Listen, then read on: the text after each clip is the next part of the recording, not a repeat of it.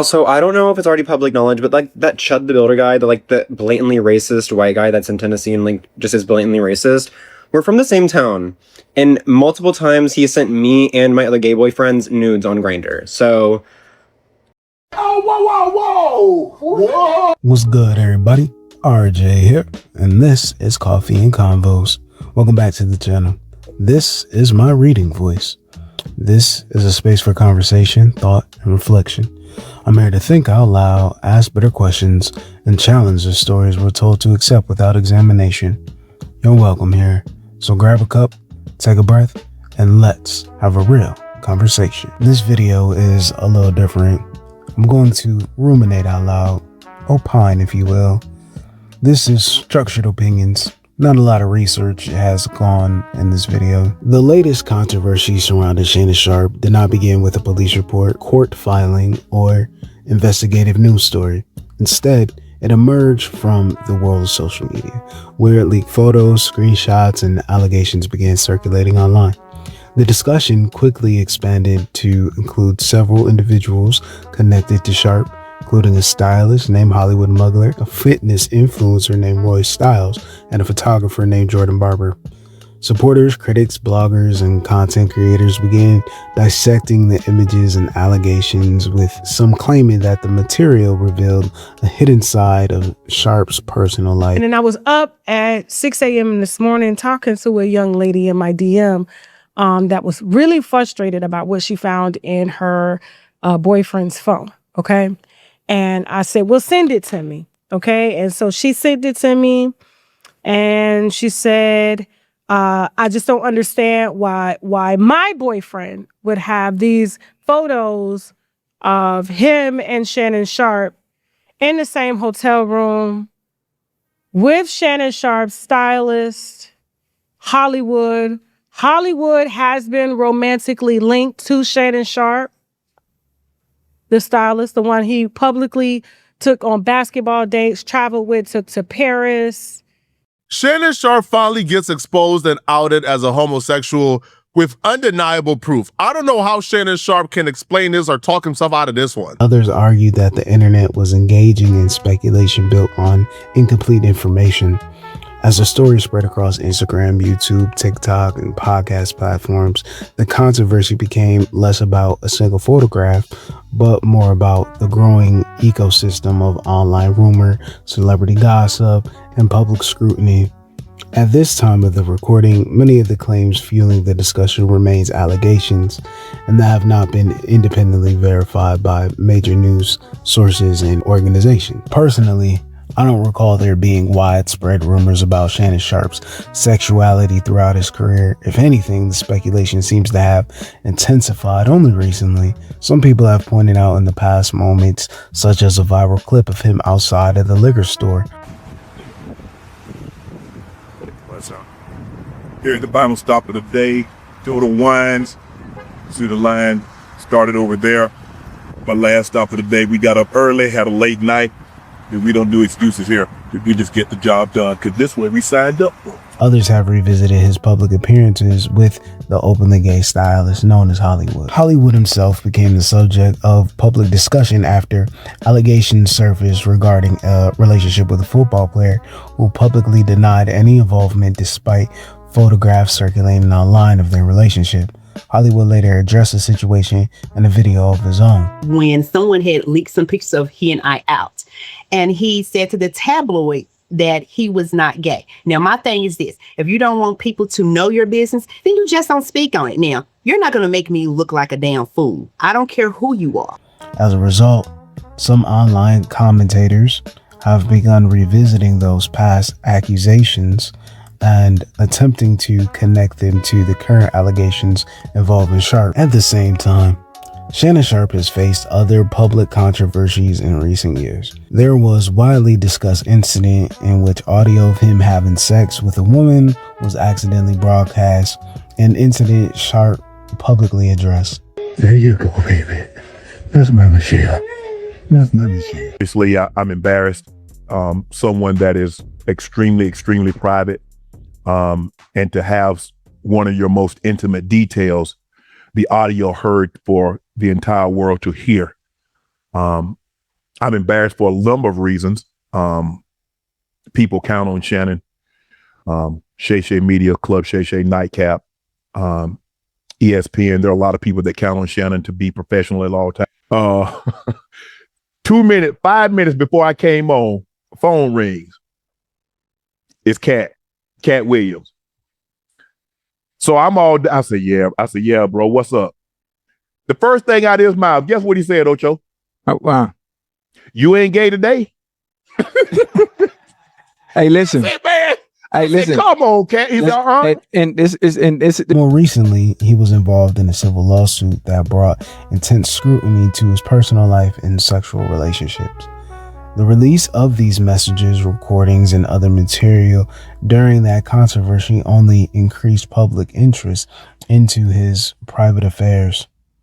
I didn't want to get with a white woman because I was scared she might have me running down the street like Jonathan Majors. Come on, Cat.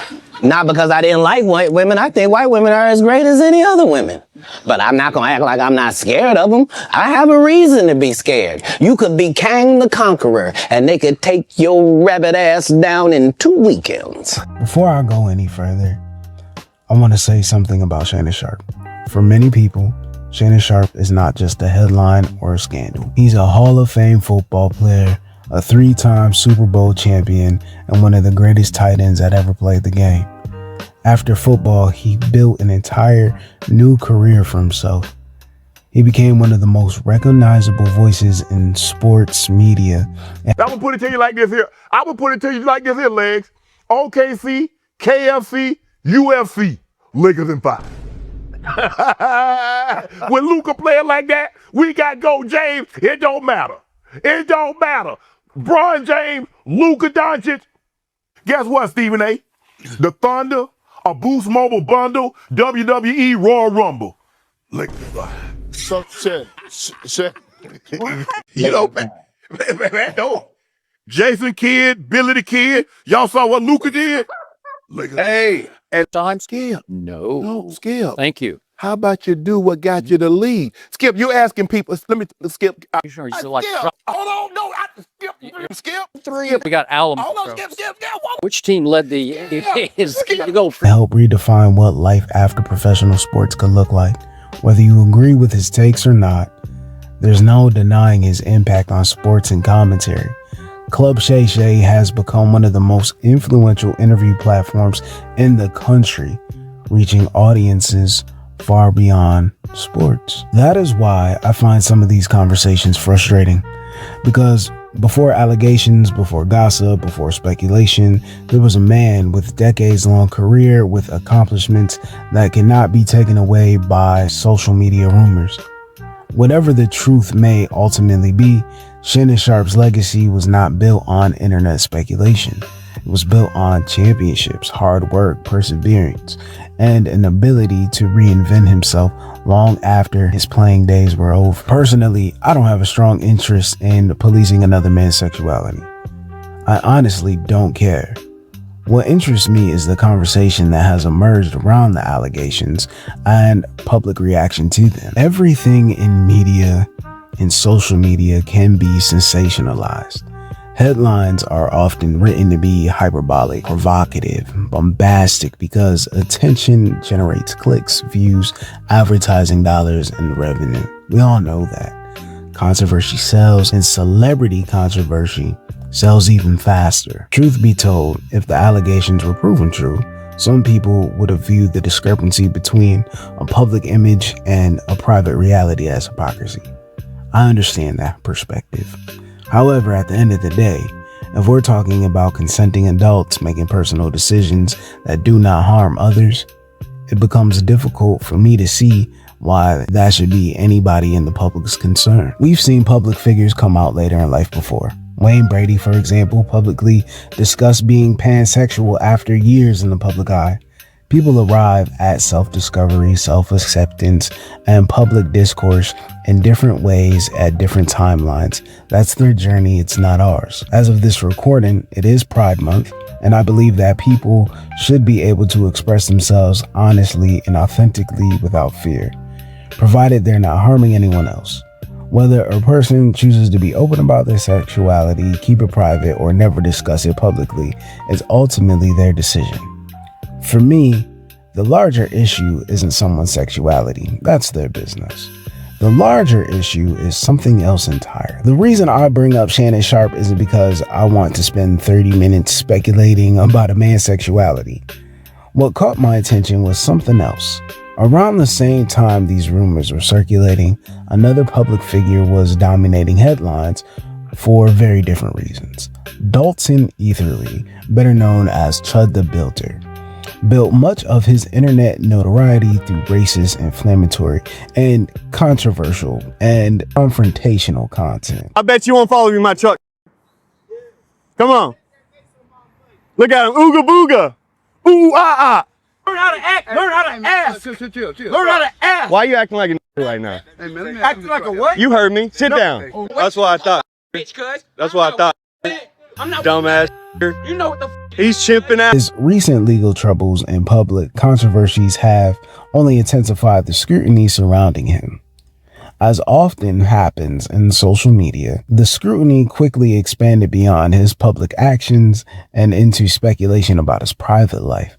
Allegations, screenshots, videos, and rumors began circulating online, with supporters and critics alike attempting to make sense of the gap between the person's public persona and their alleged private behavior. The conversation expanded further when Lily Venus publicly discussed that she described as What's up, y'all? Lily Venus here, pretty bitch with a big dick. It's literally in my bio. I'm only bringing this up because Chud the Builder's cameraman put our conversation on Broadway on YouTube. Now millions of people know what I look like fresh off work. Fucking great. Caption, it said that black woman who used to smoke mid and get raw dogged by Chud the Builder. Well, he's not lying. I already told y'all we used to smoke. He used to sell me weed. And we did raw dog. A lot. Me, him, and my ex-wife. I am a professional pegger. It is no secret that I perform prostate massages, if you will, for men. I've been doing it for a very long time now. My clientele is white men. We sign NDA agreements. I talk about me pegging all the time, but I never tell you names because discretion is key. Confidentiality is why my client list is so long. But Chud mentioned it first. I think that he said it the way he said it because the white supremacists were probably like, ew, you used to hang out with a black girl, shame on you. So you had to make it sound good. But see, here's the thing. I'm an egregore too. Lily Venus, hi. Hail the great mother. So I am all about enlightenment, controversy, occultism, witchcraft, and of course, love. So me talking about this is what my brand is about. Let's expose it, bro. So yes, pretty bitch with a bass like dick 2015. He was a little chubbier then. His cheeks used to clap in such like the cutest way. she had a past relationship with Etherly. Her statements were widely shared across TikTok, Instagram, and other social media platforms, adding another layer to the growing controversy. Around the same time, additional social media users began making claims about Etherly's private life, including allegations in dating apps and past relationships. Also, I don't know if it's already public knowledge, but like that Chud the Builder guy, the blatantly racist white guy that's in Tennessee and like just is blatantly racist, we're from the same town. And multiple times he sent me and my other gay boyfriends nudes on Grindr. So what interests me is not the sexuality itself. It is hypocrisy. More specifically, it is the phenomenon of people who spend enormous amounts of time policing, condemning, and demeaning others while secretly living lives that contradict the standards they publicly enforce. That is why the allegation surrounding Etherly, better known as Chud the Builder, has attracted so much attention.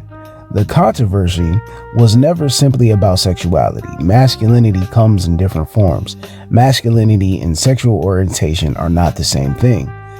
The issue is the image he cultivated and the hostility that often accompanied him. Much of Chud's public persona was built around racial grievance, antagonism, culture war, politics, and a narrow vision of who deserves respect and who deserves ridicule. His content often relied on confrontation, mockery, and public humiliation of others. whether the allegations surrounding his private life are true or false. People immediately viewed them through the lens of contradiction because the image he projected was so rigid and so dependent on judging others. Throughout history, some of the most vocal advocates for exclusionary worldviews have later found themselves surrounded by allegations, rumors, revelations that appeared inconsistent with the identities they worked so hard to project. Whether every allegation is true or not is not the point. The pattern itself, that is what deserves the examination. Hatred is often presented as certainty, but sometimes it can be also a performance. Sometimes the loudest voices in a room are attempting to convince themselves as much as they are attempting to convince everyone else. Psychologists have long discussed how people can overcompensate for internal conflicts and constructing exaggerating public identities. The louder the performance becomes, the less likely for them to be questioned. That does not mean every racist is secretly gay, and does not mean every homophobe is struggling with hidden desires. Those are simplistic conclusions. What it does mean is what people build identities around: exclusion, hostility, and contempt for others. They often create environments where honesty becomes really difficult. Image becomes more important than truth. Performance becomes more important than authenticity. What makes these stories resonate is not the sexuality. It is the possibility that the person demanding conformity from everyone else may not have been living by the same standards that they demanded of others. The public is often less shocked by private behavior than by the realization that the years of outrage, condemnation, and moral certainty have been built on a foundation of contradiction all along. Throughout history, there have been public figures who built careers, reputations, and entire identities around rigid ideas of masculinity, power, social hierarchy, racial grievances, culture war, politics, and hostility towards LGBTQ communities, only to later face rumors, allegations, or revelations that appeared inconsistent with the image they presented to the world. Many people are familiar with Roy Cohn as President Trump's mentor. Was a powerful political operative who spent much of his career aligned with anti-gay politics and conservative power structures, yet later became one of the most cited examples of a public figure whose private life appeared to conflict with those public positions. The same controversy surrounded J. Edgar Hoover for decades. During the Lavender Scare, thousands of Americans lost jobs, reputations because they were suspected of being gay. While history has repeatedly revealed contradictions between public rhetoric and their private conduct. You can check my other video about J. Edgar Hoover that speaks directly to this part. That was in my last video. This is where I find myself drawing a distinction. When discussing Shannon Sharpe, my position is fairly simple. If we're talking about consenting adults and no one is being harmed, I generally lean toward privacy. A person's sexuality is their business. Whether they choose to share it publicly or keep it private isn't a decision that belongs to them. But when we're here to move the realm of politics, public policy, and people who actively support or advance restrictions on the lives of others, the conversation changes fully. Take the recent controversy involving Bryon Noem, the husband of former Homeland Security Secretary Kristi Noem. Reports published by the Daily Mail and discussed by numerous other outlets allege that Bryon Noem maintained a secret online life involving cross-dressing and participation in fetish communities. The reporting included photographs, messages, and claims that stood in sharp contrast to the political image associated with the Noem family. Now, let me be clear. Cross-dressing is not the issue. Gender expression is not the issue. Private fantasies is not the issue. If Bryon Noem enjoys things that many conservatives would consider unconventional, it's ultimately his choice. But what interests me is the contradiction. Kristi Noem built much of her political career within conservative movement that frequently opposed LGBTQ rights. challenged protections for transgender Americans, restricted drag performances in some jurisdictions, and framed non-traditional expression of gender and sexuality as threats to society. That is where the question of hypocrisy enters the conversation. Because if liberty means anything, it means something for everyone. If freedom is a principle, it can not only apply to people whose lives, identities, or relationships fit within a preferred cultural mode. A society that claims to value individual liberty cannot celebrate personal freedom from some while treating others as political targets because of how they dress, who they love, or how they express themselves. This is why I don't view every controversy through the same lens. There's a difference between respecting a private citizen's privacy and examining whether public officials and political movements are living up to the values that they claim to champion. When people use political power to regulate, stigmatize, or restrict the lives of others, the public is naturally going to scrutinize whether those same standards are being applied consistently. And historically, the scrutiny is not new. America has repeatedly witnessed public campaigns against LGBTQ communities occurring alongside stories of secrecy, contradiction, and private behavior that look very different from the rhetoric being promoted in public. That tension has existed for decades. From the era of the Lavender Scare to more recent political controversies, the names change, but the conversation remains remarkably the same. In May 2023, Bryon Noem argued that drag performances should not take place on taxpayer-funded university campuses. Her position was that public institutions should not be used to promote or celebrate certain forms of gender expression. Whether someone agrees with that position is not beside the point. And I'm someone with traditional thinking views. But what stands out to me is the selective nature of the argument. Because once we start talking about what should or should not happen with taxpayer dime, the conversation naturally expands. Taxpayers have the right to question all forms of publicly funded promotion, publicity, and image building, not just as ones of the politicians don't like. If a drag performance on a public campus is considered inappropriate use of taxpayer-supported institutions, then it seems fair to ask questions about taxpayer-funded promotional campaigns, media production, travel, and other efforts that enhance the public's profile of elected officials. That is the thread that I keep coming back to throughout the discussion, is consistency. The issue is not the homosexual community and their lifestyle and the form of expression. The issue is whether the standards we apply to other people are the same standards we apply to ourselves. Because if public officials want to make arguments about morality, culture, and the proper use of public resources, then the public has every right to examine whether those principles are being applied evenly, or only when the target groups don't align with the other group politically is unpopular. When I started this video, I wasn't interested in becoming the sexuality police. That is not my role. It is not my business. And frankly, I don't care. If Shannon Sharpe is straight, gay, bisexual, or something else entirely, that is between him and the people he chooses to share his life with. The same principle applies to the countless other people who are living private lives outside the public eye. But what caught my attention was the contrast between these stories. With Shannon Sharpe, the conversation largely revolves around allegations, gossip, speculation about private life.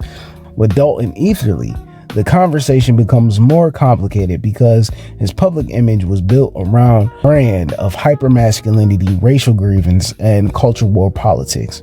Whether the allegations surrounding them are true or false, people immediately viewed them through the lens of hypocrisy because of the image that he cultivated. And with the Noems, we move beyond internet personalities and into politics. We're no longer discussing private individuals. We're discussing people connected to public power, public policy, and efforts to shape how other Americans are allowed to live. That is why I cannot treat every story the same. Privacy is one thing. Using political influence to judge, restrict, or stigmatize others is another. History is full of examples. The Lavender Scare, Roy Cohn, the decades of speculation of J. Edgar Hoover, time and time again. America has witnessed moments where public crusades against certain groups existed alongside private lives that appeared far more complicated than the public was led to believe. Maybe that is why some of these stories continue to resonate.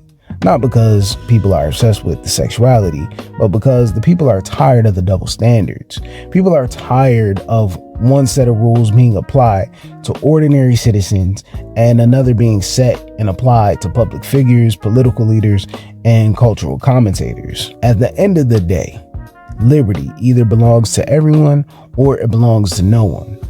Privacy either matters to everyone or becomes a privilege reserved for the powerful. And if we are going to have this conversation about morality, identity, and freedom in America, those conversations have to begin with consistency. For me, that is the real story. Not who somebody sleeps with, not what somebody wears in private. In fact, when you start looking at history, political movements, and cultural war politics, you begin to notice a recurring pattern. A pattern involving public morality, private behavior, and a level of hypocrisy that people on all sides of the political spectrum are often reluctant to discuss. And once you see it, it's hard to unsee. So this is the end of the video. Finish the conversation down in the comments, bring some engagement, and I want you to be you, do you, see the bigger picture. Have a fantastic day because you deserve it. Stay safe.